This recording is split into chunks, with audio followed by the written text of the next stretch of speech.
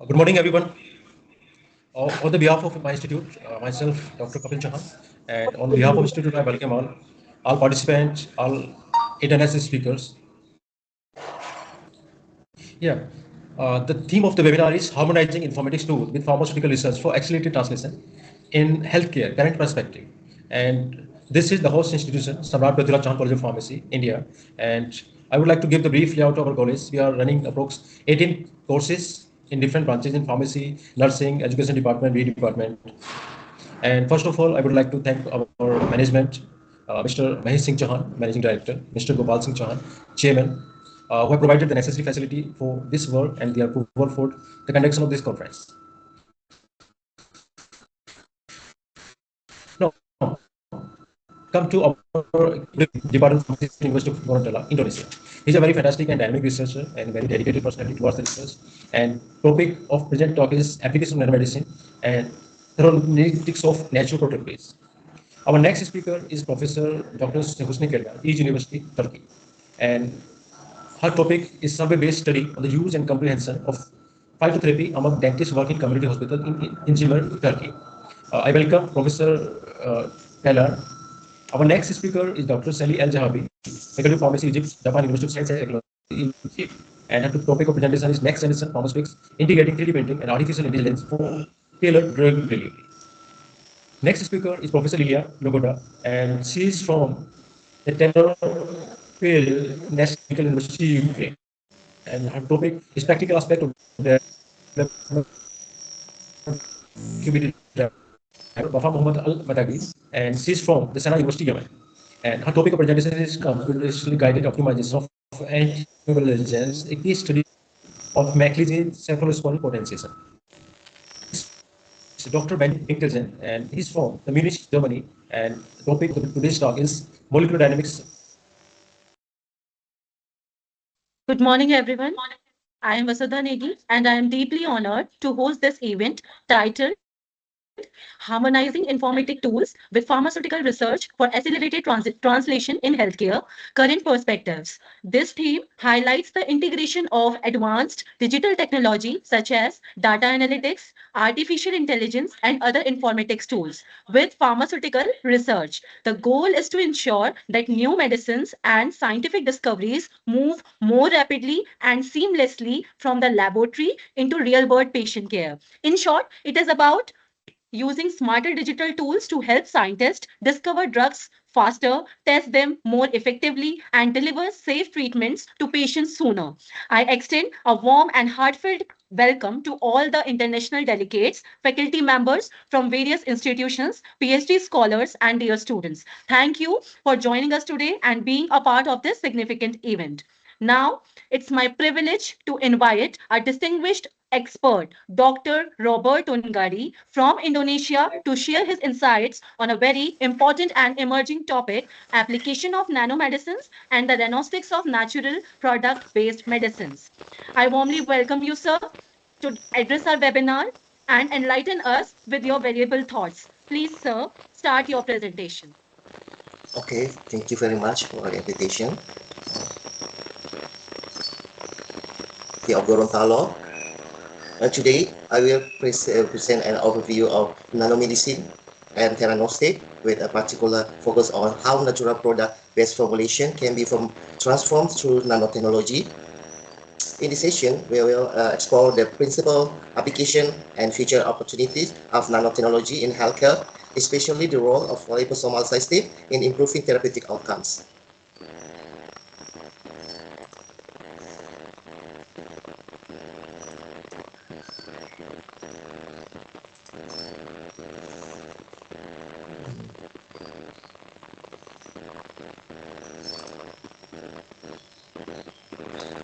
Okay, this is the nanomedicine, the definition of nanomedicine. According to the National Institute of Health, USA, nanomedicine is a molecular scale medical intervention for the purpose of prevention, diagnosis, and treatment of disease.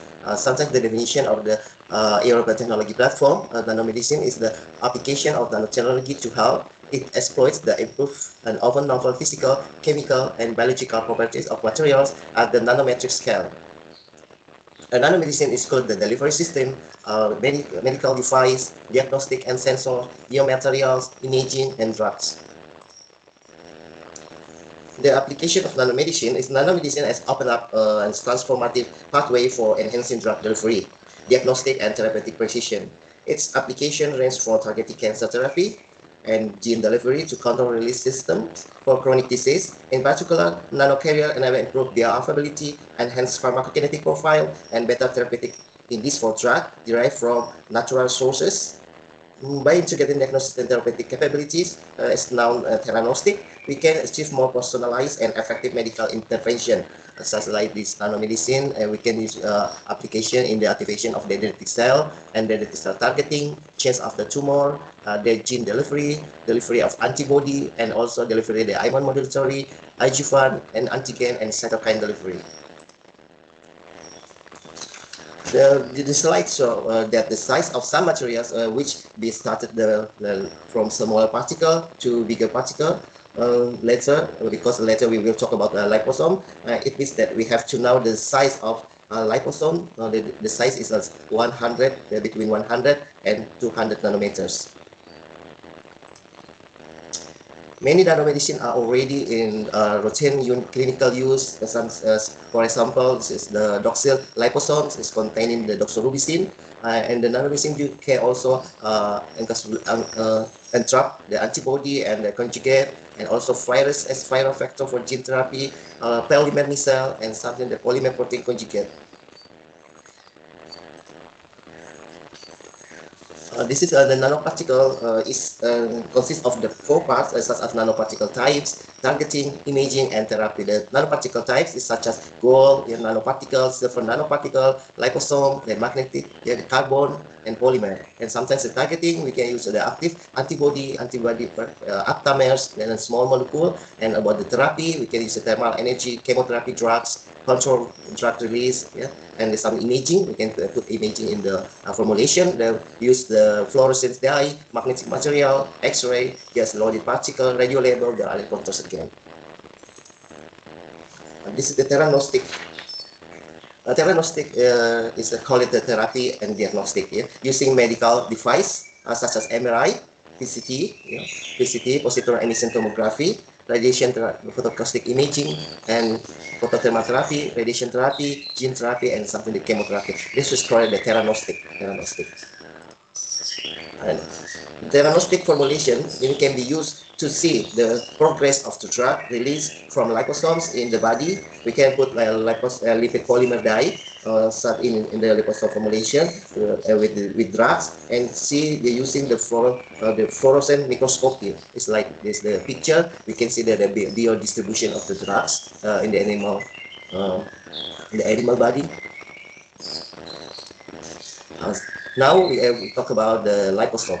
A liposome is like this, about like this lamellar. It consists of two lipid bilayer, and the hydrophilic and lipophilic. The understand liposome, we must revisit the fundamental structure of phospholipid. Phospholipid like this. This is the structure here, and then phospholipid molecule contain a hydrophilic head and a tail and hydrophobic tails. Like that. When placed in the aqueous environment, this molecule naturally self-assemble into bilayer structures. This amphiphilic nature allows liposome to encapsulate both water-soluble compounds within the aqueous form and lipophilic compounds within the lipid bilayer. This dual compatibility is the basis of the versatility in the drug delivery. There are some advantages of liposomes, because liposome offers several major advantages, and that make them highly attractive for biomedical application. First, they can efficiently large macromolecules such as protein, enzyme, and genetic materials. And second, they are biodegradable, biocompatible, non-toxic, and non-immunogenic, allowing safe interaction within biological systems. Third, they provide strong protection for encapsulated drug from degradation by external factors such as enzyme, pH, or oxidation. Fourth, the liposome also can enhance drug stability, reduce systematic toxicity, and improve therapeutic imaging targeting. And lastly, their ability to encapsulate both hydrophilic and lipophilic substance make them ideal for natural product with diverse chemical properties. This is the sample for the liposome, conventional liposome, and we get something transposome. There are also etosome, etosome carrier the targeting. Neosome, this is a neosome, uses the surfactant, it's like twin 80 and then span 60, and elastic nice neosome, and transposome is the ethanol, the HR activator.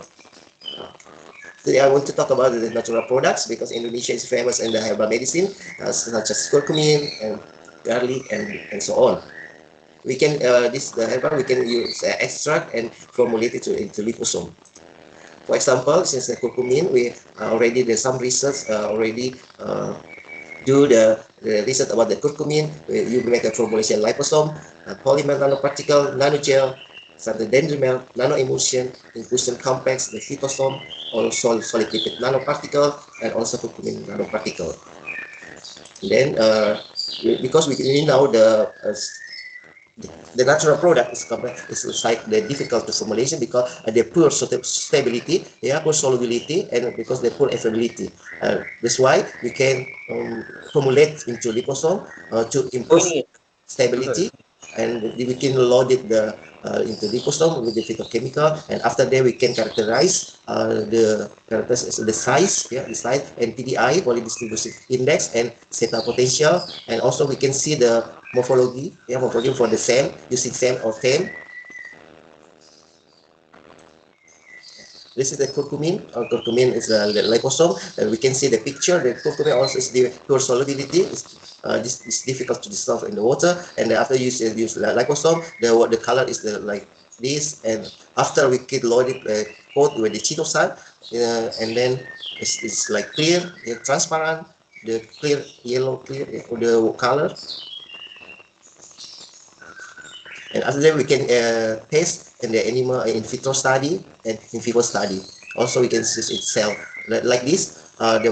We use the color, the phospholipid dye, is like rhodamine, and to see the theranostic, to see the biodistribution of the drugs in the animal model.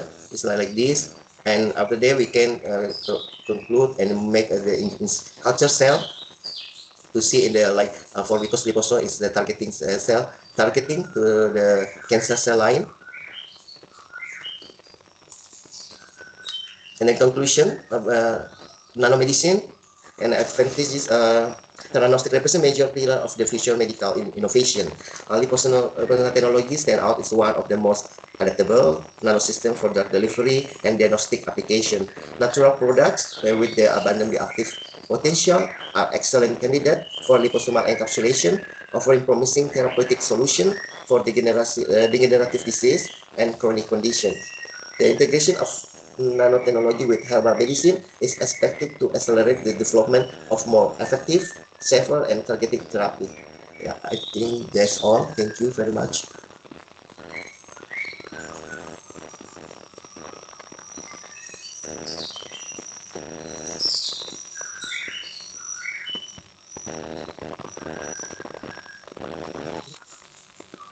This combination of nanotechnology and natural products definitely reflects the future of medicine.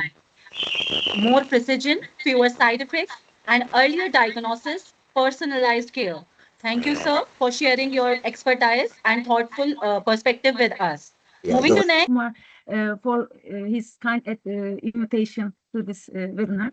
And my topic is a survey based on study on the use and compliance of phytotherapy among dentists working in community hospitals in Izmir, from my country, Turkey. As all we know, advances in complementary medicine have made the use of herbal remedies and plant extracts popular in the treatment of dental diseases. Plants have become popular due to their antibacterial, antiseptic, antifungal, and antioxidant analgesic properties. There are also many studies supporting the use of herbal medicines in dentistry. But despite of numerous studies, controlled clinical trials and the use of herbal products in clinical settings is not still, unfortunately, widespread. The mouth, like other parts of the digestive system, has a natural microflora, and however, without adequate oral hygiene, dental plaque can accumulate, posing a health threat. And of course, this can lead to an increase in pathogenic bacteria and predisposition to tooth decay, gingivitis, or periodontal disease. So phytotherapy can support the treatment in dentistry with herbal products with anti-inflammatory, antimicrobial, sedative, analgesic, and anticoagulant effects. And also, most of the herbal products with wound healing effects can treat the oral lesions and dentin hypersensitivity. Numerous publications exist on physicians' experiences with herbal products and their interest in phytotherapy. Studies focusing oral and dental health with dentists are almost non-existent. So we aim to assess the dentist's knowledge, attitudes, and experiences regarding herbal medicines. But this study had limitations because it was only assessed in Izmir, in only hospitals, and the dentists working on community hospitals. It's a small-scale survey. In addition to lifestyle and dietary practices, oral disorders are always caused by bacterial, fungal, and viral infections. And we all know that medicinal plants are being used for periodontal diseases, dental cavities, and for good oral hygiene for thousands of years.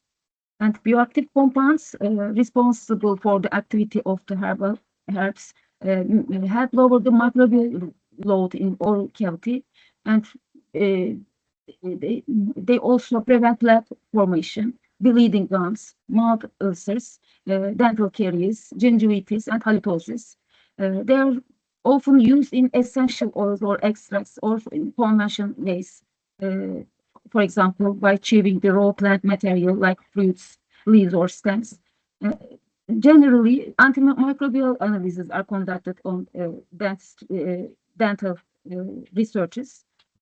In addition to antimicrobial and antibiotic researches, anti-inflammatory and antioxidant activities are also conducted for the caries prevention, for plaque and gingivitis control, for endodontic applications, and mucosal symptom managements.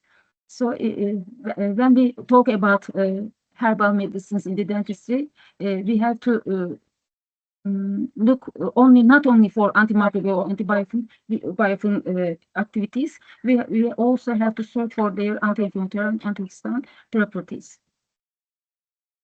And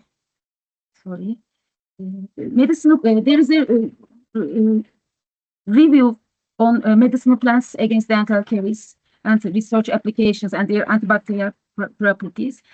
As we all know, dental caries is one of the most widespread global health concerns. Significantly, they affect both oral and oral health. Conventional treatments with chemical-based products unfortunately have some undesirable effects. For example, tooth staining or altered taste and development of antimicrobial resistance. So plant-based natural alternatives have gained attention for the area of prevention and management of dental caries.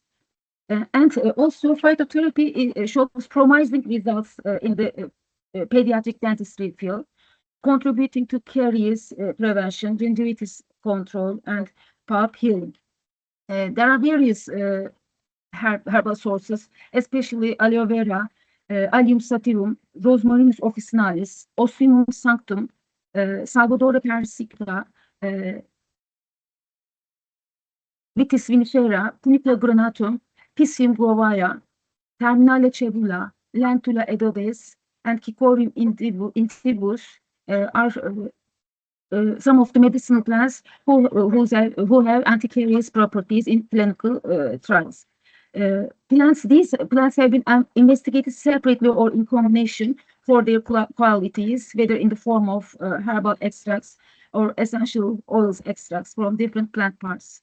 And these are used in the form of mouthwashes, toothpastes, chewing gum, herbal teas, juices, and among other delivery systems. And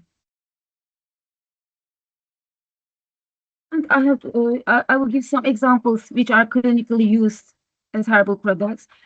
Allium sativum in 300 milligram powder or tablet during for 18 months was orally consumed, and it was shown that periodontitis preventive measurement was acquired, and antibacterial activity of garlic extract was shown after this clinical research.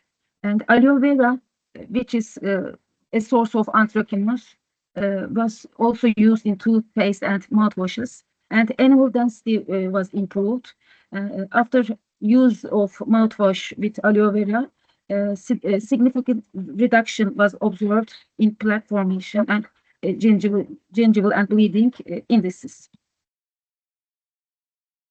And the other plant was Rosmarinus officinalis, and this Rosmarinus officinalis also reduced the risk of gingival bleeding and prevented plaque formation.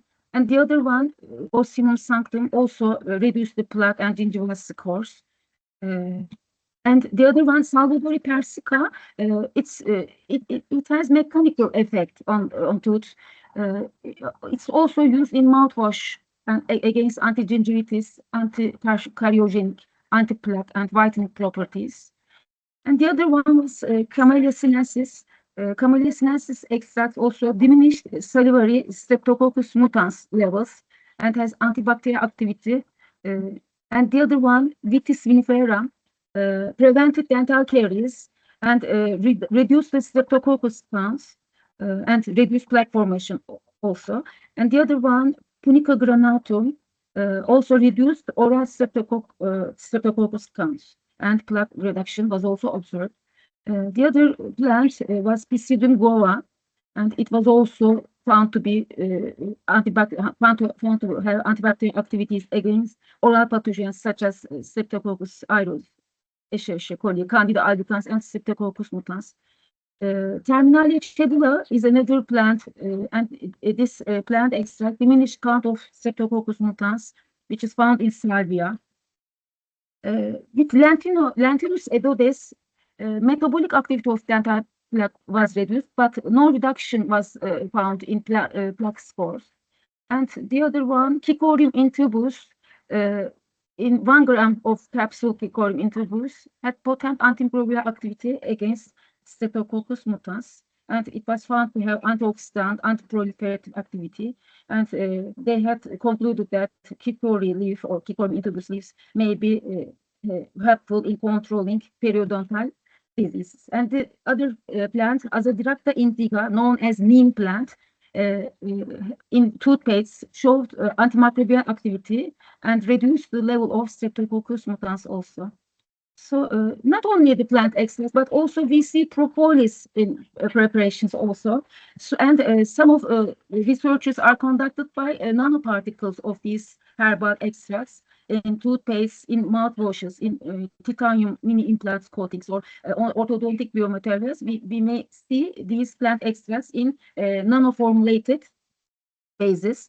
Briefly, I want to give some information about the plants that are frequently used for oral disorders. For example, Allium sativum, as all we know, is the most effective natural antibiotic known since the time of Hippocrates, as all we know. And it has not only antibacterial effects, it has also anticandidial effects also. And garlic extract may be used in preparations, but as cutting a clove of garlic and rubbing or chewing it in the mouth also may provide antiseptic effect in the mouth. And also we all know that organosulfur compounds such as allene and allicin are responsible for these observed activities. It is also recommended to use not only in extracts form, but raw or extract also may be used as gargle.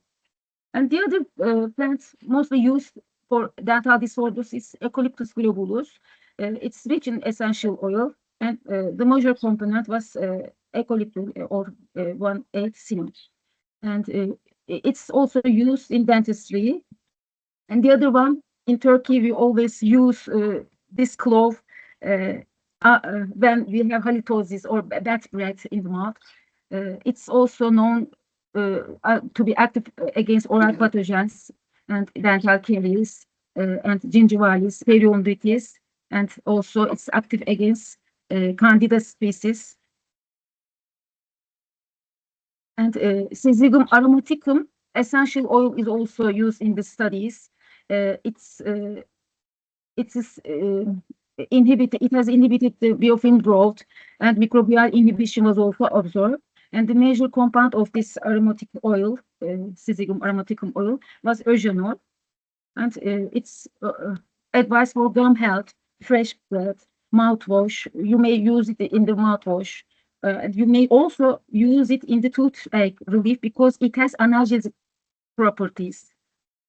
And the other one, Mentha piperita, it's composed of menthol and menthone. It's again an essential oil plant, and it may be applied. This essential oil may be applied as a cotton ball and placed in the cavity or applied to the tooth surface to relieve the toothaches. It also prevents irritation in analgesics, and it is also used for antiseptic purposes and also for bad breath. And it's also used against gingival inflammations. The other one, Salvadori persica, is obtained from the roots and branches of the miswak tree. It's called miswak also again in Turkey. And it's widely used in Asia, Africa, and Middle East countries as a toothbrush or chewing stick. It's known that effective cleansing of power of miswak is due to mechanical effect, and also it has beneficial active compounds such as salvadorin, vitamin C, flavones, saponins, and steroids. It's frequently used in toothpaste, and it's found to be active against oral pathogens such as streptococcus and staphylococcus, and also it's known to stimulate the salivary flow. But on the other hand, it has also been observed that this plant causes erosion on the tooth surface when you use in long term. And also propolis is another source for herbal researches and herbal products used in the dentistry. Propolis is used against caries, subgingival plaque, cavity and root canal and gingivitis for its antimicrobial activities. And also anti-inflammatory and immune modulator activities also observed for the propolis products. Apart from these plants, Camellia sinensis, Matricaria camomilla, Salvia officinalis, Thymus vulgaris, Azadirachta commiforum mira, Melaleuca alternifolia, known as T3, and bloodroot, Sanguinaria canadensis, and licorice are also the plants which are preferred for dental diseases. For this survey, we want to assess the knowledge and approaches of dentists working in Izmir regarding their phytotherapy knowledge. This was cross-sectional study, and participants were selected using a random sampling method. And this study involved responding to questions from a three-part survey as herbal products and apart from the socio-demographic questions, herbal products and herbal educations, herbal products and use, and herbal products and use in patients were evaluated. Questions were asked to be answered through online surveys, as all we know, oral diseases, which are common all over the world, negatively affect life quality. As we all know that oral diseases are preventable diseases, so the knowledge of phytotherapy or herbal medicines of dentists are also important in the prevention of these oral diseases. The increasing use of herbal products has naturally led to the need of phytotherapy, vigilant about the clinical effects and dosages and potential with herbal product interactions, and to inform their patients accordingly. And recent publications have also indicated that the use of herbal products is associated with side effects such as hemolytic anemia, severe nephropathy, and colitis. So the question of this study includes learning the level of knowledge of dentists about usage areas, drug action interactions, and side effects of herbal products. We also aim to assess how dentists handle patients using their herbal products. Our descriptive cross-sectional survey was approved by Ege University Faculty of Medicine, non-interventional clinical research ethics committee. The survey was conducted online between December 2021 and November 2022 at Alsancak Oral and Dental Health Center, affiliated with the Ministry of Health and other dental hospitals in Izmir. About 200 dentists participated in this survey, and they were designed for, they were active dentists. Participating in the study was voluntary. Physicians were asked to provide voluntary information to consent forms. Before completing the participant, they were asked questions from a three-part survey. This survey included 5 descriptive information, herbal products and educations with 5 questions in the first section, herbal products and personal use with 3 questions in the second section, and 6 questions in the third section was about herbal products and patient use. The Google Docs survey system was used for participants, and Microsoft Excel and SPSS programs were used to analyze survey data. And frequency tables for the responses to the questions were created, and the relationship between the variables was investigated using chi-square data, and p-value lower than 0.05 was considered significant. To summarize the results, percentages of participants you see here, most of them were female, and also the age, when we look for the ages, most of them were between higher than the age of 30. They were between 30 and 44 age. And when we look at the graduation degree, most of them were general dentists, and the duration of time working as dentists was between 6 and most of them was between 6 and 25 years old. Most of them was at this time of working. And when we look at the perspective on treatment with herbal treatments, and they were asked whether they support the use of phytotherapy, and most of the answers were that I'm not against it, but I'm interested in. And only 10.8% were applying phytotherapy or herbal medicine. And the second section was about questions with education. How much do you know about phytotherapy? We asked this question, and unfortunately, very little or none was the most answer. And unfortunately, only 5% had good or very good education about phytotherapy. And we asked what are the sources you get information from? And unfortunately, most of them gathered information online or from magazines or newspapers, and 18% gathered information from friends or environment. We asked the question, if you have received any training in phytotherapy, which institutions and intermediaries did you use for this training? And they gave the answer that they had private courses or seminars. And we also asked, do you believe that the training provided was sufficient? 52.4% do not believe it, unfortunately. Herbal products and personal use. In the section, do you use herbal products for yourself or your family members when necessary? We asked this question, and 71.9% said that they sometimes use herbal products, and their family also use herbal products. And if so, if you use these herbal products, which forms do you prefer? We asked the other questions, and most of them said that they use herbal teas and herbal ointments, drops, syrup, lozenge, capsules, or tablets. And essential oil use was about 45.9%. And also we asked for which complaints do you use these herbal products, and most of them gave the answer of stomach discomfort and indigestion. And the second one was stress, anxiety, and restlessness. And the third one was dermatological diseases. And the other one was respiratory system disorders. And we also asked this important question. We asked, do you question whether patients use herbal medicines in your anamnesis? And unfortunately, 75.7% never questioned their patients' herbal medicine use. And also, we also ask the question whether you recommend the use of herbal products to your patients visiting your clinic. 52.7% don't recommend it, and about 32.5% rarely recommend it.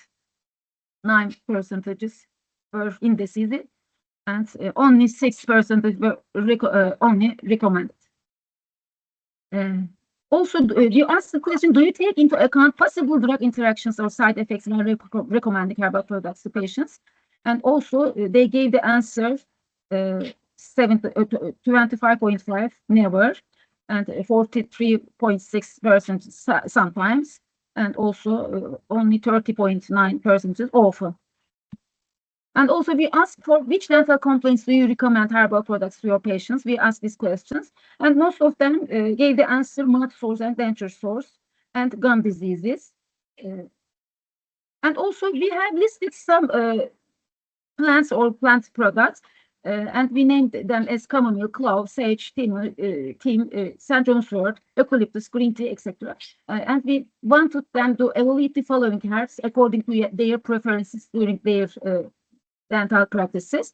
They mostly advise chamomile or clove, and the other ones were sage and thymus are mostly advised, and garlic was not advised. It was determined that of the 202 dentists who participated in the study, 80% were female and 20% were male.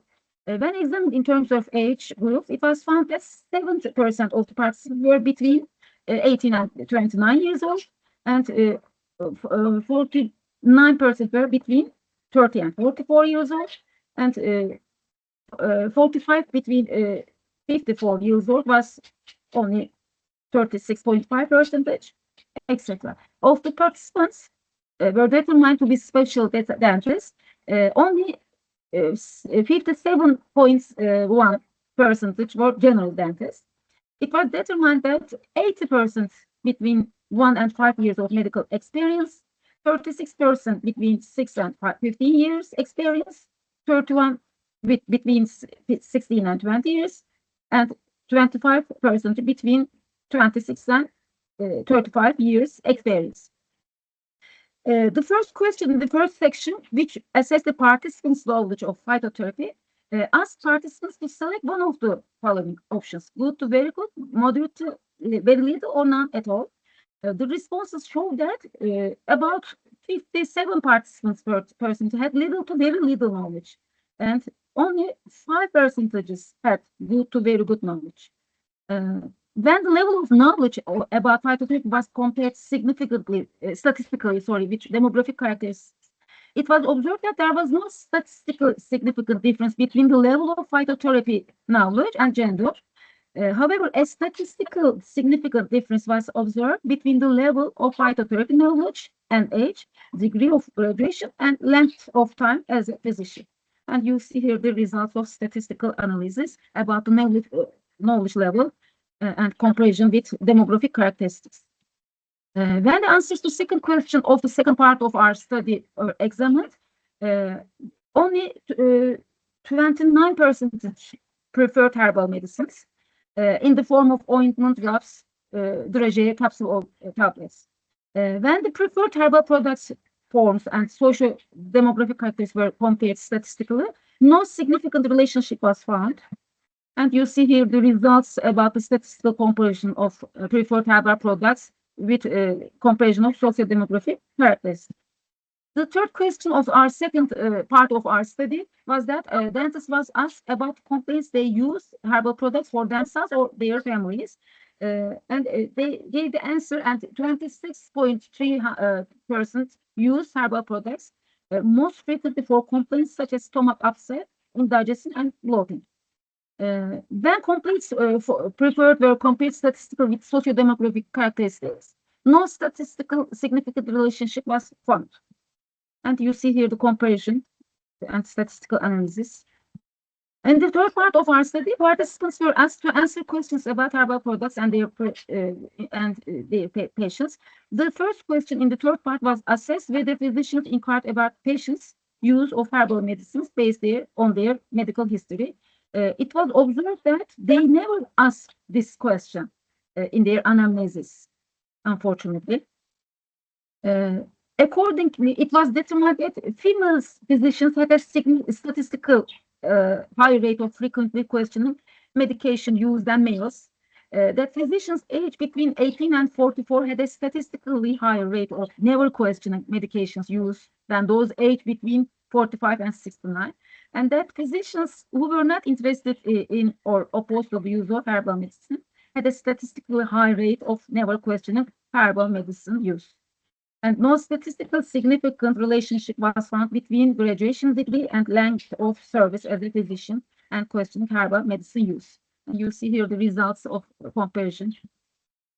Today, as in the healthcare field, research are studying increasing in dentistry about phytotherapy or herbal medicine products. However, there is significant lack of information about phytotherapy in basic dentistry education. Therefore, conducting surveys to assess dentist knowledge and attitudes about phytotherapy and to increase their use in practice is really very crucial. There are many studies about the surveys about including academics, residents, nurses, dental technicians, and other healthcare professionals. And in one of the previous study conducted in Malaysia, they investigated the knowledge and experience regarding the use of medicinal plants for oral health. And the survey revealed that about 33% of dental persons had knowledge of herbal medicine, but unfortunately, unfortunately, 73% of the participants in Malaysia had little clinical experience with phytotherapy. In our study, it was also, there are similar results. For example, in our study, there was a correlation between age and phytotherapy knowledge. We observed the similar results. In the previous study, also in Malaysia, they used miswak, mint, and cloves. And in our study, we found that most of them used cloves, chamomile, sage, and St. John's wort for oral health. When questioned about source also here, sorry. When questioned about the source of oral health information, similar to our study, it was found that in Malaysia, 65 of the persons gathered information from online information about medicine plants. Also, those who had information about plants knew how to use it, and those who had no knowledge at all were 23%. This previous study found that 35% of dental personnel had very little knowledge of phytotherapy. Similarly, in our study, only 11% of the dentists who participated in the survey had good to very good knowledge in phytotherapy. And there are also some master theses conducted about the subject. Also, evaluation of the attitudes of dentistry students towards traditional complementary medicine practice was conducted in Adıyaman in Turkey. And also another example of this about this subject survey, also Istanbul University Faculty of Dentistry conducted a survey. Another thesis in Hamidiye Health Sciences, again in Turkey, was conducted, but they were all only on patients visiting dentists to medicinal plants used in oral and dental health. And this survey is the first study in Izmir to investigate dentists' knowledge and attitudes towards phytotherapy.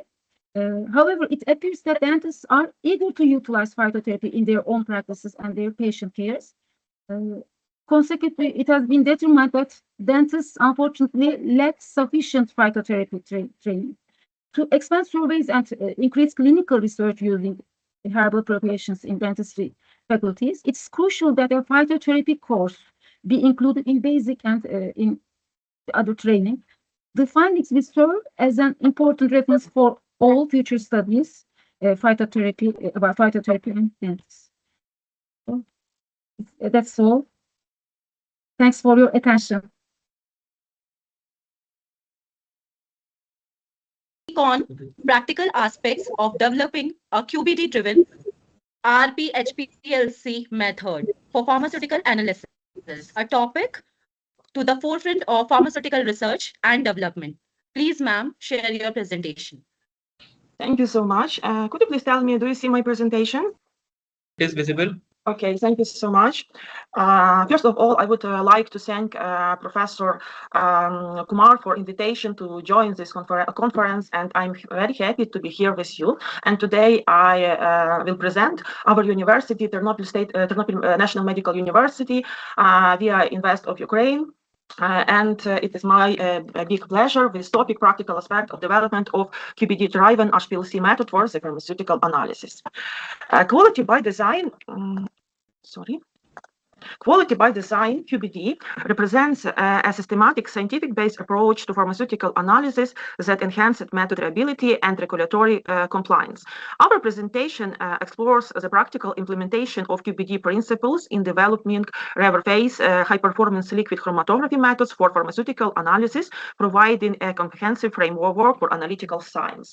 Historically, analytical method development relied on trial and error experimentation, often resulting in methods that were difficult to transfer between labs and lacked robustness.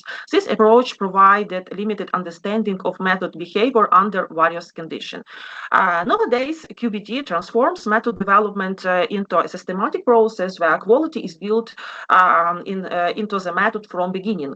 It emphasizes understanding relationship between method parameter and performance, creating robust, reliable analytical procedure with defined design space.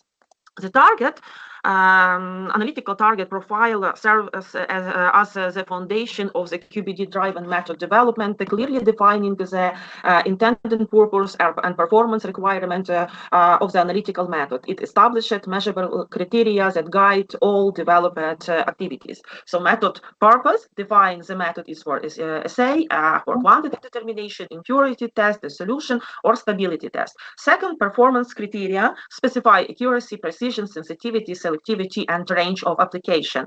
Sample characteristics consider matrix complexity, expected analytical concentration, and potential interference.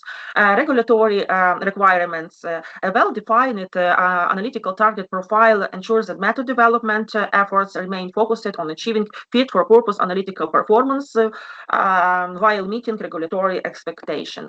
Risk assessment systematically identifies factors that could impact method parameter, enable focused development efforts on really critical parameters. And this proactive approach prevents method failures and ensure robust performance across intended operation conditions. So we have high risk, this is pH, temperature, we have medium risk for flow rate, gradient profile, we have lower risk, it is injection volume and detection wavelength, and also we have chromatographic parameters, mobile phase composition and pH, column temperature, flow rate, and gradient conditions, and geometry column. And sample related factors, which will be sample preparation procedure, stability of analytes in solution, matrix effect and interference, and concentration range. Design of experiments provides a structured, efficient approach to understanding how method parameters interact and influence performance. Design of experiments reduces development time by 40-70% compared to traditional approach, providing deeper understanding of method behavior and parameter interaction. Method validation. Method validation demonstrates that an analytical procedure is suitable for its intended purpose, provided documented efficient performance characteristics. Within the QBD framework, validation leverage knowledge gained during development, making the process more efficient and scientifically robust than the traditional approach. The chart illustrates typical timeline efficiency achieved through QBD-driven validation. Robustness testing shows the most significant reduction because design of experiments study have already systematically explored parameter effect. The total validation timeline may decrease from approximately 22 days to 16 days with greater method understanding achieved. More importantly, the knowledge gained supports life cycle management, troubleshooting, and continuous improvement through the method operation time life. QBD offers benefits. Implementation presents practical challenges that organizations must address. Understanding this can be very advantageable in routine pharmaceutical analysis. And regulatory agencies worldwide encourage QBD implementation, and we have also guidelines, ICH Q9, also Q8 and Q10, which support this. And also I want to present today one case study, QBD-driven reverse phase HPLC method for the simultaneous analysis of the hydropyridine calcium channel blockers in pharmaceuticals, which published a few months ago in BMC Chemistry Springer journal. Hypertonic disease, it is very important. Management of hypertonic disease is very important nowadays, and the hydropyridine calcium channels, it is very famous medicines for treatment this disease, and some of these drugs use it. Amlodipine, nifedipine, lercanidipine, nimodipine, and nitrodipine are used for both for monotherapy and combination therapy in the treatment of hypertonic disease and other disease of the cardiovascular system. Quality by design QBD approaches are introduced and interpreted in implementations in the principles of green chemistry, reducing the number of chemical reagents and solvents used that will not only help preserve the environment, but also reduce health risk for laboratory analytics. The aim of our work was to develop a simple, rapid, and selective reverse phase HPLC method for the simultaneous determination of all 5 dehydropyridine calcium channels in pharmaceutical formulation and model mixture using QBD approach. By employing QBD-based presentations, calculations, and conclusions, our work will contribute to new targeted HPLC method development intention by assuming our experiment for peak retention movement behavior from the changes of the experimental condition and their impact of system suitability parameters interpreted by peak capacity, shape, symmetry, and resolution. The value and scientific contribution of our work become valuable by the fact of employment and testing different reverse phase types, Coulomb, C18, AC8, vinyl-based stationary phases, and inter-manufacturer specification and separation of tested Coulombs with chromatographic experimental variables. Research objectives. First, develop novel methodology, create a simple, rapid, and selective reverse phase HPLC method for simultaneous determination of 5 analyses with similar structure. It is very complicated task. Apply QBD principles, greenest study, and scientific contribution to this work. Literature gap in innovation. Individual compound analysis only, no simultaneous determination of 5 analyses. Later, I will explain why we need to determine them all together. Expensive use of toxic solvents, prolonged retention time in increasing equipment there, high environmental pollution risk, limited application to multi-component scenarios, and also green chemistry principles, applying to green chemistry principles. Our innovation advantages: first, validated method for all 5 compounds simultaneously, environmentally friendly solvent selection and optimization, rapid analysis with total runtime under less than 8 minutes, comprehensive QBD-based development and validation, multiple greenness metrics confirming stability, and practical application for routine pharmaceutical analysis. Instrumentation, you can see here, we use it Shimadzu chromatograph, LC, which we have in our lab. In our department, we have our lab with modern new HPLC, spectrophotometers, and all needed equipment, all we can do here in our department. 5 analytical columns were systematically evaluated during method development. It was Luna C8, Luna C18, inert clone ODC from Informatics, and Sorbax stable bond vinyl from Agilent Technologies, and also we use a Sorbax stable bond C8 and C18, which we added later. All chemicals which we use in our work was analytical grade, and dosage form which was examined, you also can see in this slide. Stroke preparation and preparation of working standard solution also you see in this slide. Let me don't stop and don't explain. All these 5 analytes are not present in single dosage form. Their simultaneous determination examination will demonstrate not only the possibility of their detection in monopreparation, but also in biological liquids, water, wastewater, and rinse from equipment. The more important task was to obtain excellent separation of these 5 analytes with optimal chromatographic time. However, before applying QBD, it was necessary to select optimal chromatographic condition. And we studied, as I told before, as I mentioned before, we studied many chromatographic columns with different approach for mobile phase, and all this preliminary study in HPLC method development you can see here in this slide. To determine the optimum detection wavelengths, UV spectra of 5 analytes were recorded, and all of them demonstrated absorption maxima at approximately 237 nanometer, while only nifedipine showed strong absorption at 278 nanometer. After evaluation several wavelengths, 237 nanometer was selected as optimal detection wavelength, as it provided sensitivity for determination of 5 analytes. Preliminary method development journey started from column screening, mobile phase composition, organic modifier, it was triethylamine, and pH investigation. Investigation pH was 3.07. From all this preliminary study, we found optimized chromatographic condition, which was very excited in our opinion in that time. Stationary phase Luna C8, fluorate 1, detection wavelength 237 nanometer, mobile phase isocratic elution with acetonitrile methanol and triethylamine in the ratio 30-35-35. E-analysis time, total run time was less than 8 minutes at about 7.6.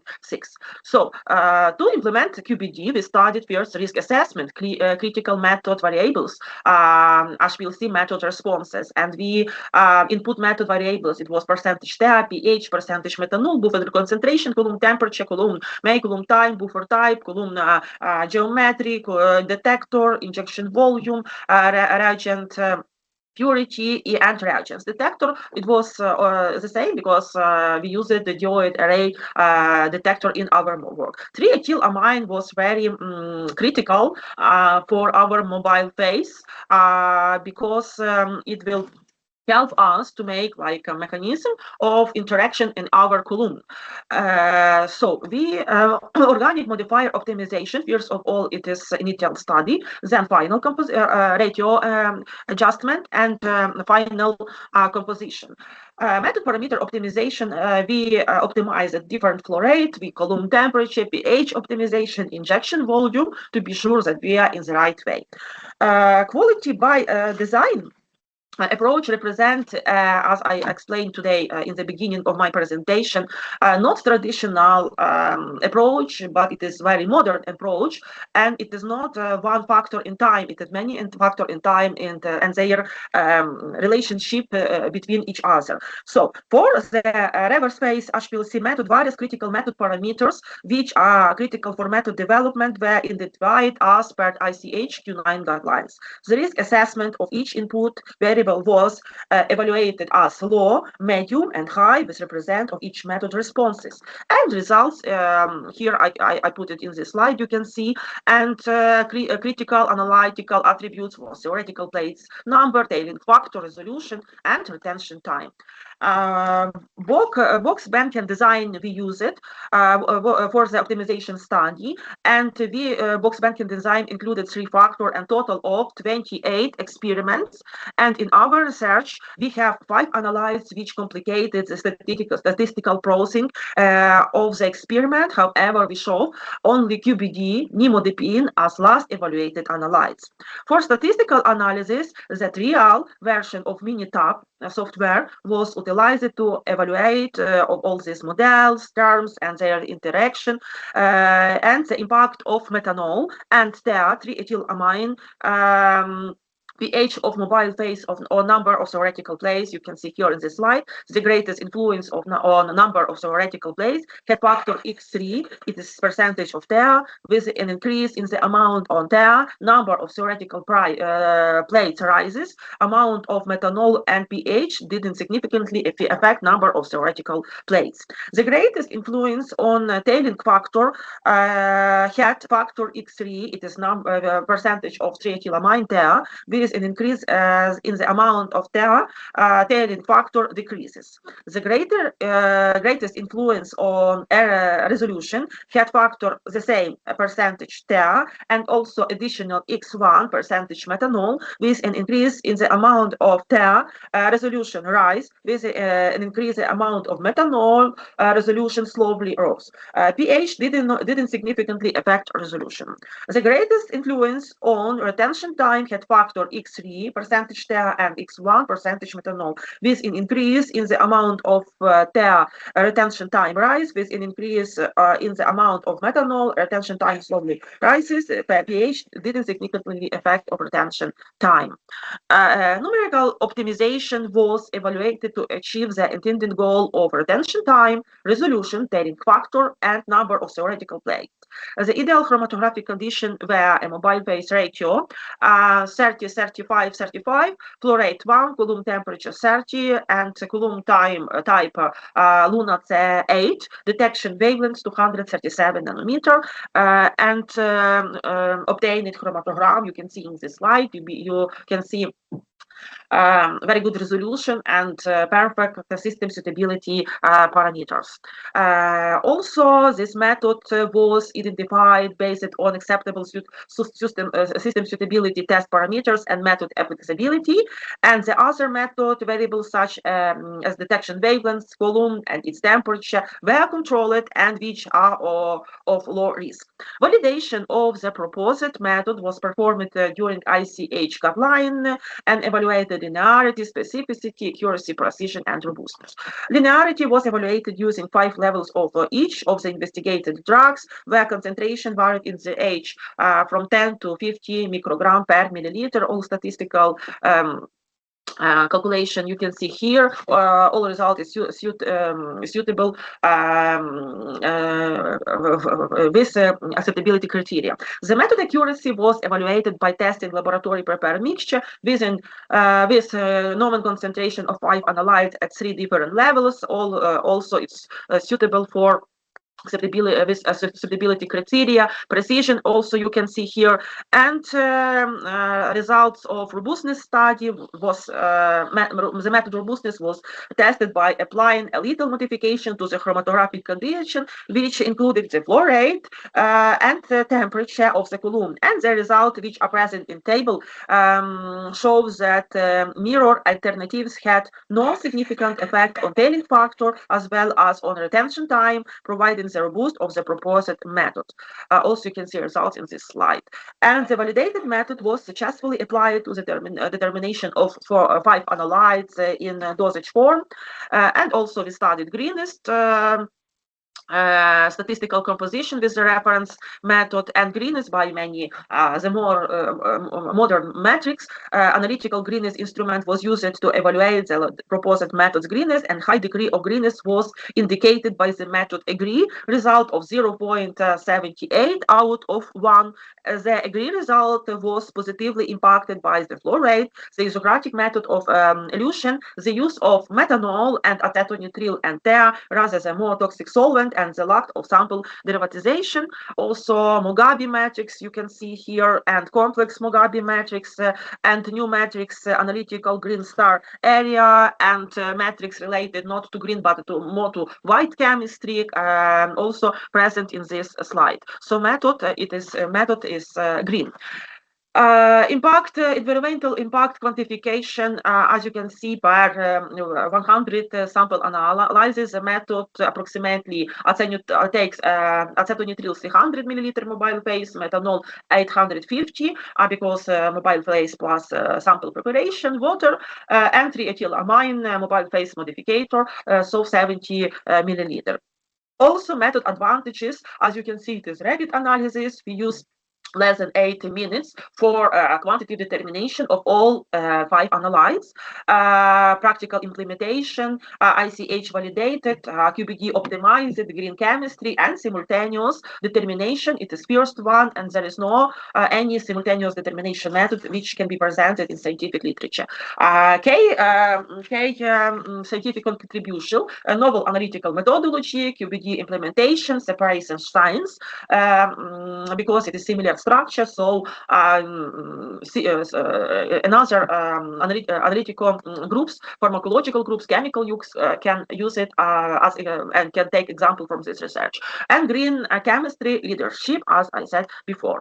And future research direction, biological matrix application, adapt method for pharmacokinetic study in plasma, serum, urine, requires validation on extraction procedure, matrix effect evaluation, stability assessment in biological liquids for therapeutic drug monitoring application, environmental monitoring, stability indicating method, and formulation development support. Equipment rinse validation applications, the methods functional sensitivity makes it ideally suitable for equipment cleaning validation studies in pharmaceutical manufacturing facilities. And following production of the hydropyridine containing formulation, manufacturing equipment must be cleaned and validated to prevent cross-contamination. And the method can detect all 5 compounds at trace level in rinse water sample, ensuring cleaning process achieve acceptability residue limits.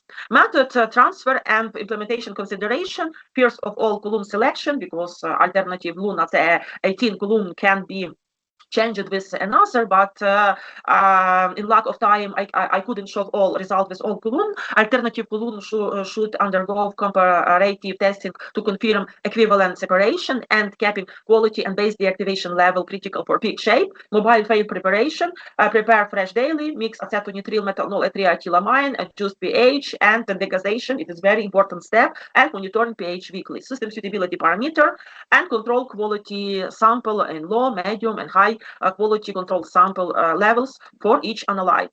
In comparison, this pharmacopoeia method advantages: 18% reduction in analysis time for multi-component assessment, significantly improved laboratory throughput, experimental and cost benefits, enhanced robustness and method understanding, documented environmental study, and demonstrated fitness to the complex application. And limitation and consideration: limitations that validated only for pharmaceutical tablets, biological matrix requires additional validation, not stability indicating forces degradation study not presented.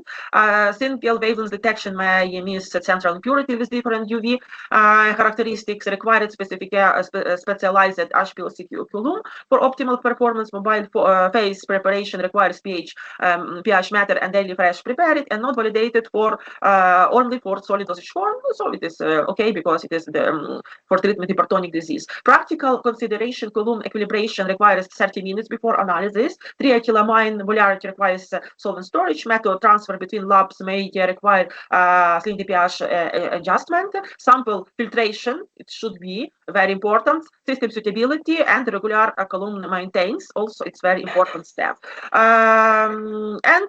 In last, economic impact and cost benefit analysis: 60% solvent cost reduction, 75% analysis time saving, 50% equipment usage reduction, and 40% labor cost saving. On conclusion, let me don't stop. This is our research which we have published. Thank you for attention. And this is members of our lab and our lab in Department of Pharmaceutical Chemistry, Ternopil National Medical University. Thank you for attention. Extend our heartfelt gratitude for your enlightening words and meaningful contribution. Your knowledge and experience have made today's session truly enriching. Now, it's my pleasure to welcome Dr. Wafa Mohammed Madgai from Yemen to this session. She will speak on computationally guided optimization of antimicrobial agents, a case study of McLeigh's cephalosporin potentiation, an important and timely topic in modern pharmaceutical research. Please, ma'am, share your presentation. Thank you for introduction. It's okay. Okay, thank you. As a starting, and after this very interesting presentation from different perspectives, now I'm going to talking about the perspective of computational guided optimization of antimicrobial agents, which is a nice new approach that how we are pre-proposing some of the non-antibiotic effects to having such antibiotics activities. Here, I'm giving a case study of meclizine and how we combine it with cephalosporin to increase the butination as a way of reducing also the resistance. As a background and the rationale of this research, we know that there is a rise in antimicrobial resistance, and it was considered one of the major global health threats that we are searching for new antibiotics. So drug repurposing offers a rapid pathway to identify new antimicrobial combinations. also to find a new ways and new drugs that could be used as antibiotics. One of these repurposing drugs is meclazine. We know meclazine is well known as antihistamine drug, but it is unexpected to have antibacterial potentials. So here we're going to do how we investigate the antibacterial activity of the meclazine alone and how we are getting this synergy of this meclazine when we are combining with cephalosporins groups. So the objective of this study was to evaluate this antibacterial activity of meclazine alone, and then we evaluated in combination with cephalosporin compound derivatives. We determine also the MIC and MBC, and to determine the synergy, we follow the checkboard method, which is FIC and FBC. We perform molecular docking to identify the possible mechanisms that allow the meclazine to have such activities, and then we formulate these dual antibiotic tablets and assess their physiochemical properties. As a starting, how we are thinking that meclazine has such activity, there is websites and also software called PASS. This PASS, giving which is prediction activity selective activity prediction, it gives you a prediction about the pharmacological effect, mechanism, toxic adverse effect, anti-targeting, metabolism-related action, transport-related action. So this gives you a guidance if it is there is possibilities of these drugs to have such activities. In the possibilities, if the BA, which is the possible activity, is higher than 70%, so it's sure that you will get this activity. If it is between 75 to 50, so it will be close to the drugs that is in the market. If it is less 50, mostly we are not taking in considerations.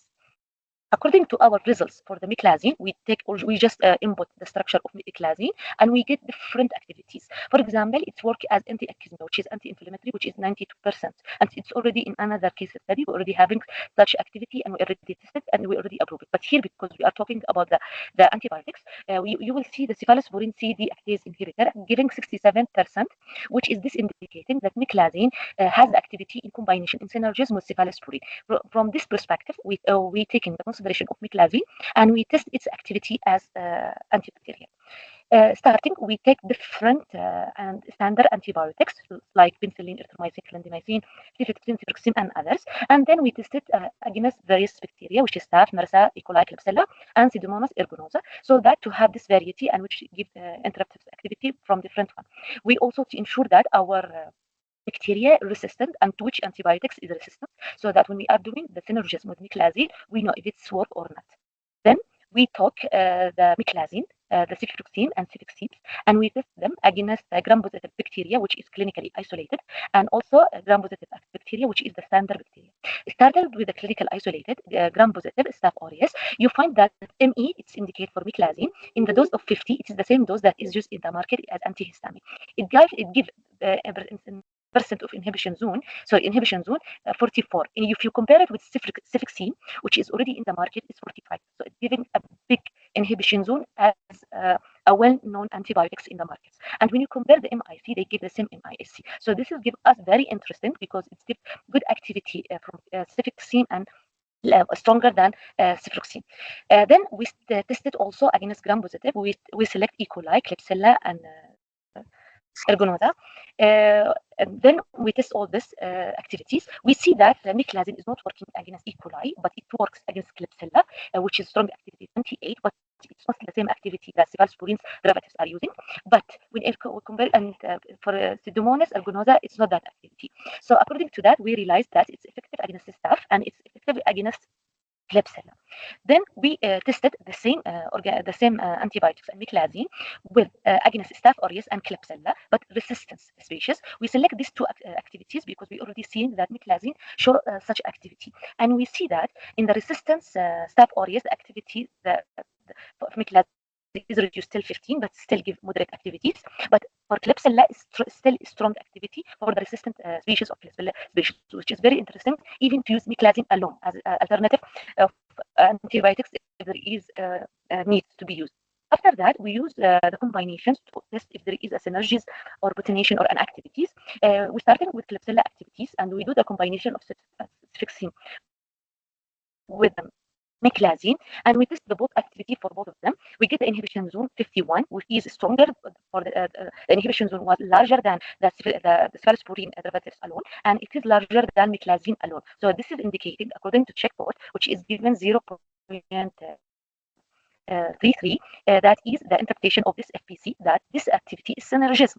Also, we tested against E. coli, and we get a partial synergism, while against Klebsiella and ergonosa, we get that it's already not that any difference. That's been combination. When we do combination between the meclazine and the cephalosporins, they are not giving that two difference. It's not like when we see it against the sensitive Klebsiella. When we compare it with the gram-positive bacteria, which is staph sensitive, we see that it gives synergism. And when we test it against Marcella, which is also staph aureus, we get also synergism. This is give us very interesting that meclazine is effective as alone antibiotics, and also it's effective when we are doing in combination. And this is give us indication that what has been presented in the past, that is there is possible activities that meclazine could have activity as cephalosporin C deacetylase enzymes.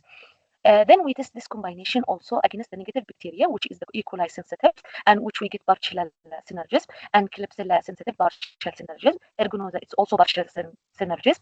Klebsiella, there is also no difference. But when compare it with this is I think this is the same. And this is the same what is in the table, but it gives you also indication when there is a difference of meclazine, which is the green one. It gives activity similar to the civic seams when they are alone against E. coli.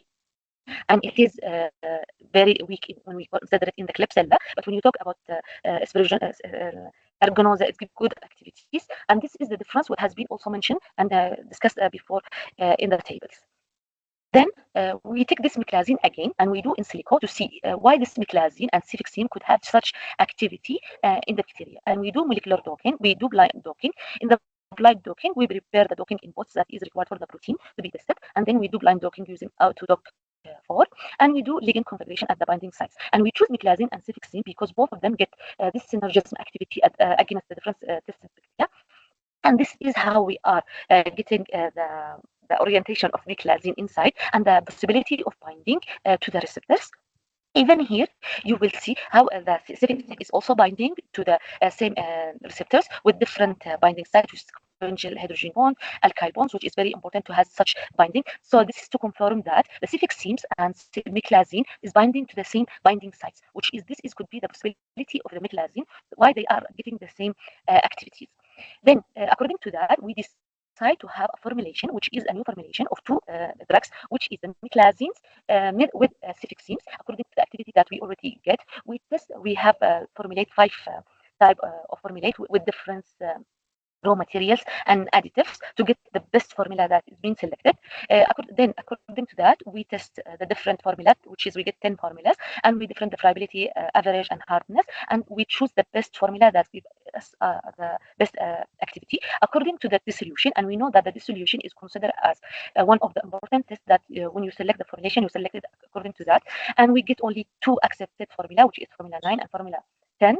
After that, we choose the formula 9 and 10, and we continue as a new combination to compare to that. As a conclusion here, we could say that meclazine demonstrates a strong antibacterial potential when we are doing combination meclazine with civic seam. It's giving a most improved combination with constant synergy. Computational docking will support us to observe these biological activities, and we get this formulation as a new drug that could be going to the market. But as a recommendation, we need to get this formulation to be retested as a process of preclinical, to retest it as a population inside to ensure that there is a release, there is no incompatibility and all these things. The best that when we are using meclazine, we will get the benefit of meclazine as antihistamine, and we know that, and it's also using for motion sickness. So we get some benefit that is we using from meclazine, and at the same time, it gives the potentiation when we are doing as antibiotics. Here, I will stop here, and you will get that 3 publications that is using in the different meclazine anticephalosporin combinations as this case study, and we also having this another that is in the formulation, and another the third paper which is related to the formulation and in silico meclazine as anti-kismia. So, and this is my email address for any contact. So here, thank you. And from Germany, he will be speaking on molecular dynamic simultations as a tool to study formulation aspects in RNA delivery, an exciting and highly relevant topic in modern pharmaceutical science. Please, sir. Yeah, thank you very much for the introduction, and yeah, also for the invitation to get the chance to present today in this symposium. Could you just briefly confirm that you can see my slides so that you can hear me clearly? Yeah, Prof, it is visible and clear. Great, thank you very much. Then I will jump right in. So Yeah, as introduced, my name is Ben Winkler. I'm from the University of Munich, Germany, and one of the research topics that we are addressing is in fact the formulation of advanced therapies. So that includes antibodies, RNA-based therapeutics, and so on. And we have been starting a couple of years ago to also implement computational tools in our formulation aspect. So in order to somehow support and accelerate also formulation development, and that was a project that had been generously supported also by the local supercomputing center. And just to put it a little bit into context, so today I will be mostly talking about RNA complexation. So for RNA therapeutics, we usually need carrier substances, and people have been quite familiar with that since the COVID pandemic, I assume. And there's still a lot of research ongoing, and that's what I'm going to present a little bit of insights today, what our work is covering here. In particular, we are using molecular dynamics as a tool, and molecular dynamics, in fact, is quite simple way, I would say, by describing with very fundamental physics how molecular structures interact with each other and do that over time. And importantly, and that's also very relevant for that presentation that I'm going to give here, is that molecular dynamics come at different resolution levels.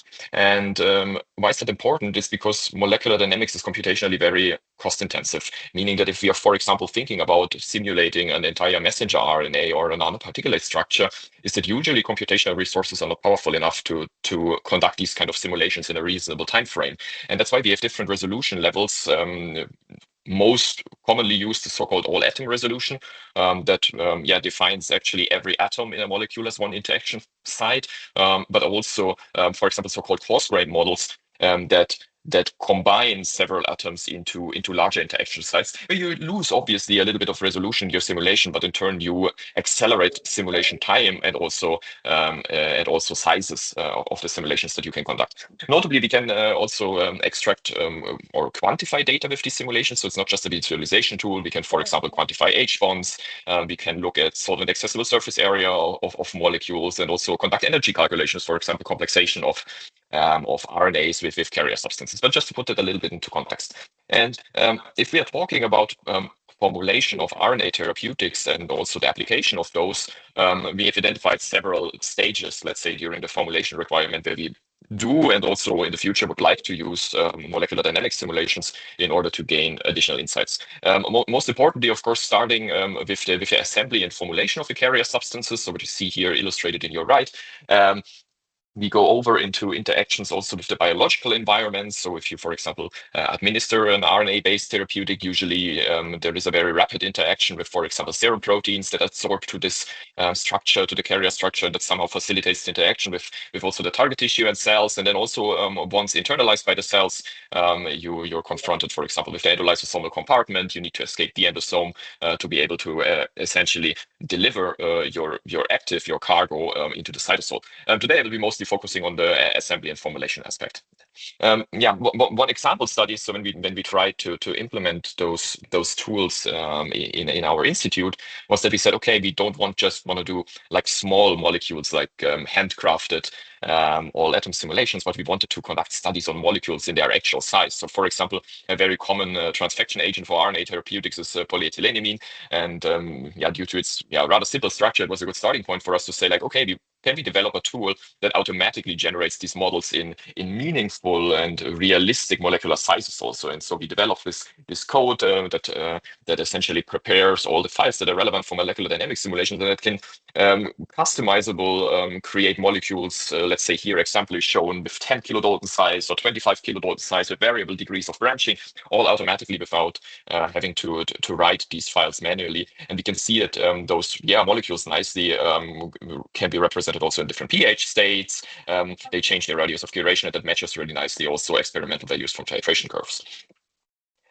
Besides like molecular generation, of course, we can look also at complexation. So that's an important topic for us. So here's an example how you can, for example, look into complexation of an ionizable lipid in that instance with a small interfering RNA. So essentially, you can perform a little experiment in the box where you bring the the ionizable lipid in proximity to the RNA and then move it away again. And then you can, from this experiment, essentially determine a force displacement curve and ultimately determine binding energies. So that's shown here for different commercially available ionizable lipid, and also like with this LH14 indicated here, an in-house synthesized ionizable lipid, to really make a quantification of the complexation strengths in that regard.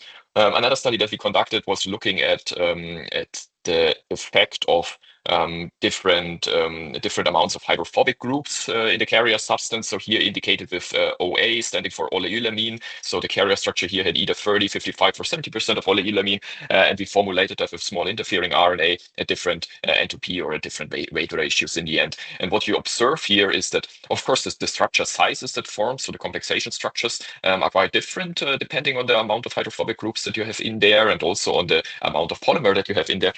But also what you see is that especially here at that low hydrophobic content with high polymer content, you see a lot of unproductive polymer. So polymer that essentially is not associated with the API and therefore is not really helpful for our purpose of delivery. And what was nice at that study that we were able to verify also our simulation approach here that allows to quantify this free polymer by using NMR. And we were really able to show that the NMR data that were used to quantify free polymer in a wet lab setting corresponded actually like almost perfectly with the simulated predictions, therefore validating the approach that we are proposing here. Another example, and that I might want to go a little bit more in detail with that one, is the formulation of lipid-based carriers into a dry powder format. And that's a process that we had been proposing as early as 2022. Is a formulation procedure to embed lipid nanoparticles in a dry powder matrix. And why is that important now in the context of our simulational efforts is if you look at these lipid nanoparticles under scanning electron microscope, or also simply quantify their size via, for example, dynamic light scattering, you will see that the fresh particles that you see here differ quite substantially, both structure-wise and also size-wise, from the nanoparticles once you redisperse the dry powder, indicating that during the dry powder formulation, you essentially alter their structure. And what is observed here in these cryotherm images that have been published by another group in 2023 is the particles become larger, and also the electron density of the outer layer of the particles changes. So we were wondering, is this effect something that we can also study using molecular dynamics simulations? And so what we did is we said, okay, we now try to simulate this lipid nanoparticle under different settings. And what I would like to pinpoint here now, so this is something that happens on the surface of the lipid nanoparticle. And as I said before, having a nanoparticle in its full size being... Dr. Zahida, I'm sorry? Okay, I go ahead. So instead of simulating actually the entire lipid nanoparticle, we decided to simulate a little surface area of the lipid nanoparticle to make it computationally faster and more accessible than simulating the entire bulk. So what you see here in the right is essentially only a fraction of the surface of the lipid nanoparticle represented in form of a bilayer substance. And in the different colors, you see different lipid components. So lipid nanoparticles typically comprise 4 components: an ionizable lipid, cholesterol, phospholipids, and the pegylated lipids. So this purple change that's protruding into the aqueous environment here, these are the pegylated lipids. And importantly, the black molecules here, this is the excipient, so in this case lactose, that had been used during the drying process. And this is just a very short snippet of the simulation that visualizes what happens in a liquid environment. So the lactose interacts with the lipid nanoparticle surface, but also attaches and detaches in a kind of equilibrium state. But more importantly, what happens is once the structure has been dried and is reconstituted afterwards. And that's what you will see now in this little video. So the lipid nanoparticle was dried. That's why now all the excipient molecules are attached to its surface. And now it's rehydrated again. And I would like you to look at what happens with the black lactose molecules over time. So once the simulation starts, some of the lactose molecules will go back into the solution, but you also see that there is a substantial amount of these black molecules that remain associated with the lipid nanoparticle surface. And that's now quite interesting because that's somehow very much in line what we have seen before in the cryo-TEM images is that we see this electron-dense outer layer that somehow indicates that the process is not fully reversible, and that we still see excipient molecules associated with the surface of the lipid nanoparticle. Now, we can not only visualize that, of course, using molecular dynamic simulations, but we can also quantify that. And so if you now look again at, this is the hydrated state, so fresh lipid nanoparticle with excipient in solution, no drying process. And what we extract here is a so-called density profile. So you see essentially where the majority of the different molecules are located. So again, here in black, the black curve that you see is the lactose. Blue is the water. Obviously, water is less present within the membrane, and red is the ionizable lipid, purple the regulated lipid, and so on and so forth. And then what happens, of course, if you dehydrate the sample, there is no way to go for the lactose, and it attaches to the surface. So obviously, you now see the black curves that really move towards the surface of the membrane and accumulate there. I think that's also like quite intuitive to make that assumption. But more importantly, what we have seen in the simulation, that the lactose that does not fully reversibly go back into solution, is also what you can quantify here in the density distribution plots, where you clearly see a difference between the rehydrated state and the initial freshly hydrated state, with the lactose moving much more closer to the membrane structure and also penetrating into the outer surface of the membrane. Now, we can not only look at that using density plots, but we can also quantify H bonds. So also here again in blue, you see the freshly prepared lipid nanoparticles, in red the dry state, and in purple the rehydrated state. And for different membrane compositions, so this 50% MC3, 5% MC3, and 0% MC3 just quantifies like different compositions of the lipid nanoparticle in the end, is that you see consistently that the purple values do not fully revert to what we see in the blue state after reconstitution of the lipid nanoparticles. And you can further quantify that also breaking it down to the actual components of the lipid nanoparticles. So here, these 4 components that I was mentioning before, the number of H bonds that are formed, and which of these components actually dominate the process. And why is that important now? So if we prepare different lipid nanoparticle formulations and test their performance, here, for example, shown in an in vitro cell culture model, where we used a reporter cell line expressing EGFP protein, and we used the lipid nanoparticle carrying small interfering RNA to inhibit the EGFP production. And if you always look here in each of these panels into the right graphs, so this one, that one, this one, and that one, then you see the inhibition of EGFP expression over time.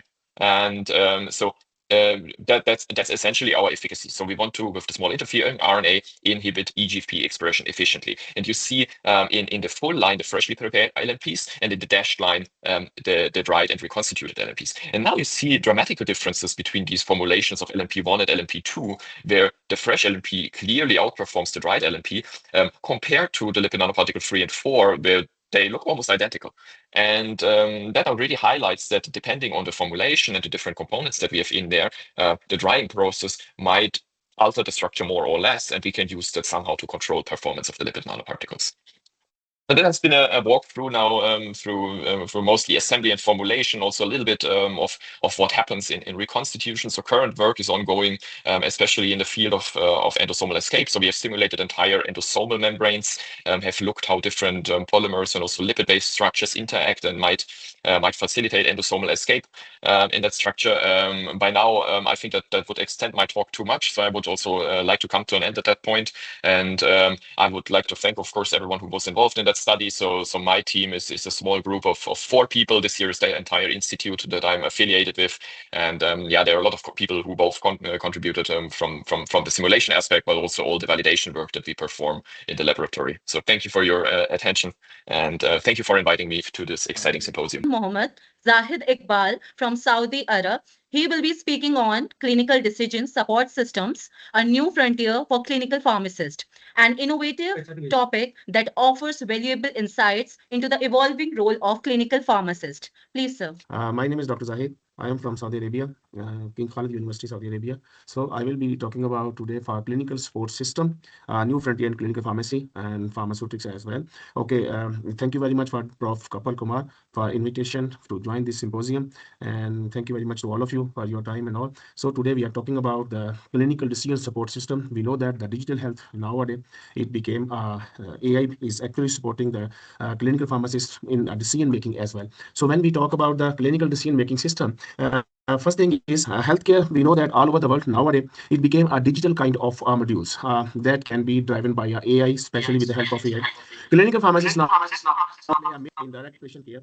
And of course, clinical decision support system, it can be helpful for getting a better decision to the patient, especially when we talk about the medication, especially when we talk about the medication errors and all. So clinical decision support system, they can actually enhance the good well for the patients and all. So accuracy of the medication can be gated by a clinical decision support system inside the hospital. So what is clinical decision support system? Actually, it is a system that is actually attached inside the hospitals with the pharm. We are talking about what is clinical decision support system. Clinical decision support system is actually a system that is connected, actually a software that is connected with a prescriber's lab components. Actually, basically two. One is the component is the clinical guideline that is all are already having inside the system. So whenever the prescriber is giving some of the drug as per the different guideline, not following the local guideline, the system will give you a warning, something like that. And then the same thing, the patient data will be inside. So whenever we, because when we enter the data of a patient, that who is the demographic detail of the patient, disease state, disease and all, medical stage and all the history of a patient, everything, when we enter into the system, and after that when we want to recommend some of the drug for that specific patient, if that drug is not suitable for the patient, the system will give you a warning. So it means that using a digital technology will actually help us to promote actually a clinical decision, actually giving a proper information about the clinical decision. So when we talk about the types of clinical decision support system, basically there are many types. So the most important for us is the drug related alerts. So drug interactions can be found over here. If any drug interaction found between the patient and the specific prescriber giving a drug, so there will be a warning.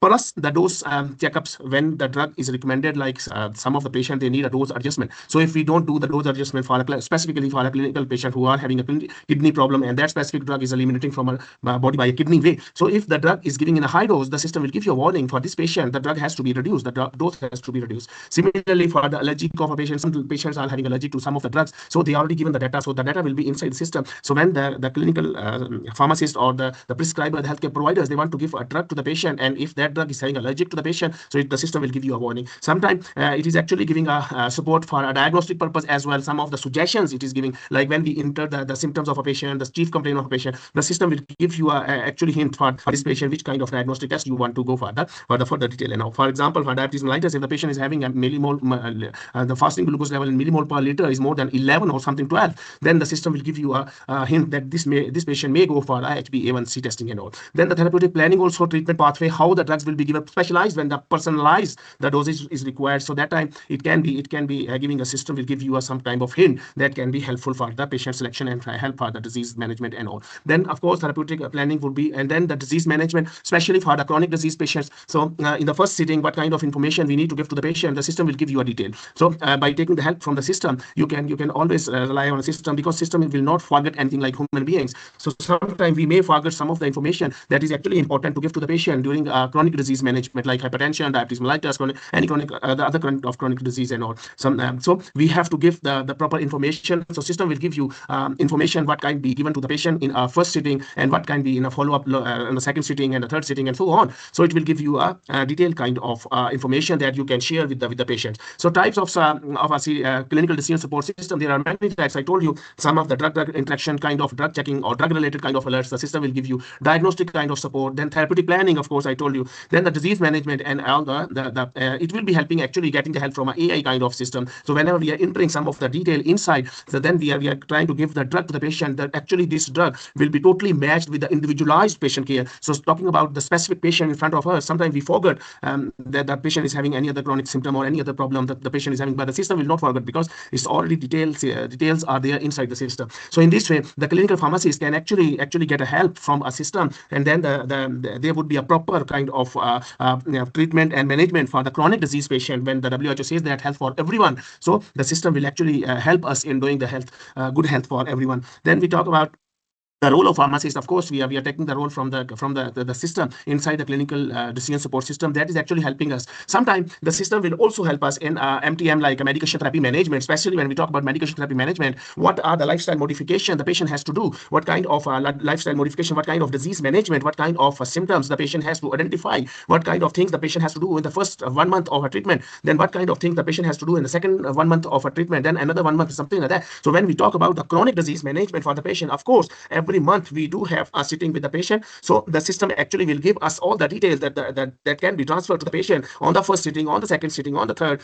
and so on. So it will be helping us actually for a chronic disease management, not only the chronic disease management, but also for other chronic or some of the diseases that can be managed with the lifestyle modification as well. So when we talk about the benefits, of course, there are many benefits for that actually having support from a clinical decision support system. The first thing is it will reduce the errors, it will reduce the adverse events to occur and all. And then, of course, after that, it will optimize the drug medication therapy specifically for that individualized patient. When we talk about the individualized drug therapy, so nowadays, clinical pharmacist is actually more focusing for individualized drug therapy. So the pharmacist will actually target the specific patient, not the generalized. So when we talk about the specific patient, so the specific information would be given to the patient. So it will help a lot for the patient management and all. Then it can be automatic kind of checking, like if any error, any problem, automatically system will give information, and then we can improve the something like that. And moreover, the most important benefit for this is actually the system is actually connected with all the healthcare providers inside the hospital with the help of hospital information system, inter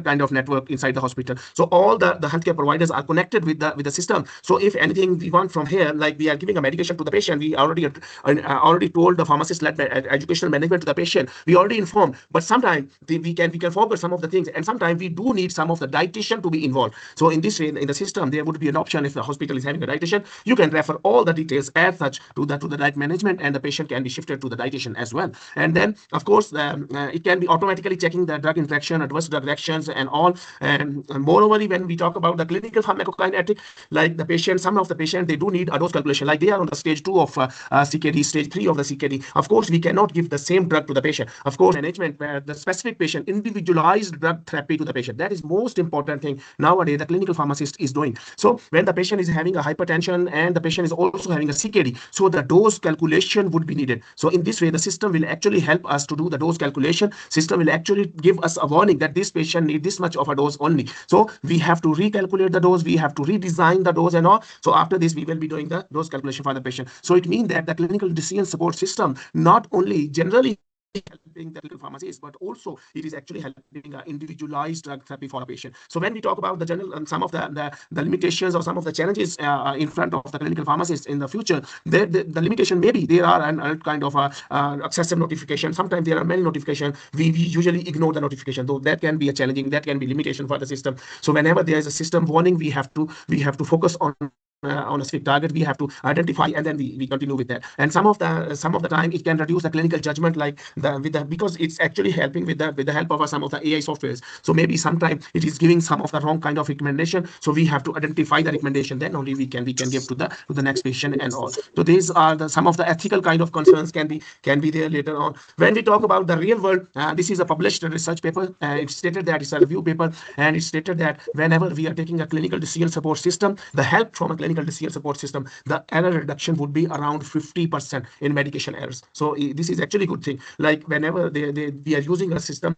clinical decision support system, the medication error reduction would be around 50%. It is a huge number.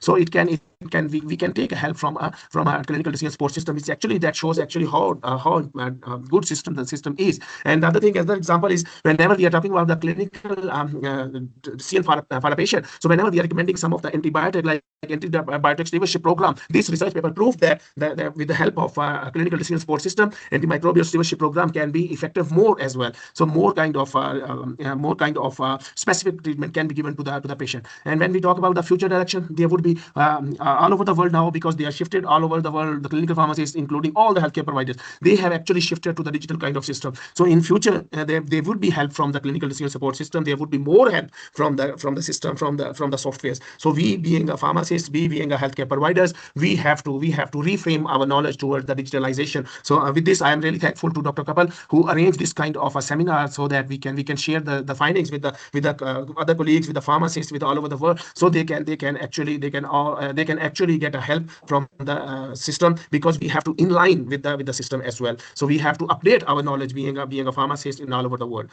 So we cannot stay alone. We cannot say that we are not good with the system. We have to be. So thank you very much, Prof. Kapil, for your invitation, for arranging such a valuable seminar and all. So thank you very much from my side. Thank you. We are greatly appreciated the clarity and depth of your insights that are enriched in today's discussion.